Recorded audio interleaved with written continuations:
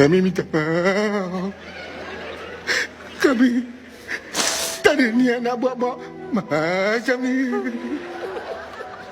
Tapi keadaan memaksa, Mak. Mak, kami, Mak. Bang.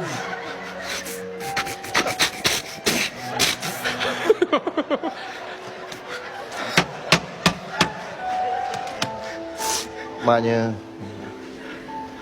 saya memang tak sangka yang kasih sayang awak sedalam ni. Sampai awak sanggup merosakkan kesihatan awak semata untuk anak berdua ni. Apa yang mak dah buat, ayah? Mak, Mak makan nila ke? bukan. Ha? Mak kau lepas je kau balik, lepas kita gaduh tu, mak kau tak nak makan, tak nak tidur.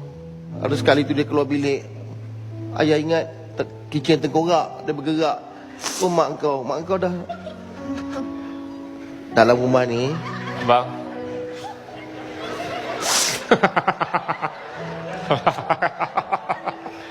Abang, saya tengok ayah dah nangis tu, bang. Pujuklah ayah, bang. Maaflah ayah. Buanglah ego anak tu, bang. Buanglah, bang. Maafkanlah anak-anak ni, bang. Ayah.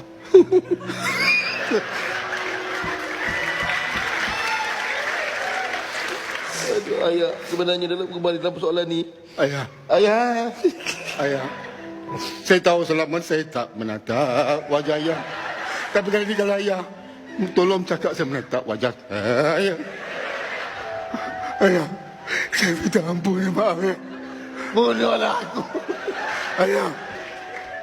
Ayah. Saya tak kisah, saya lepang saya. Saya tak kisah. Ayah, maaf. Bang. Saya minta maaf. Salah.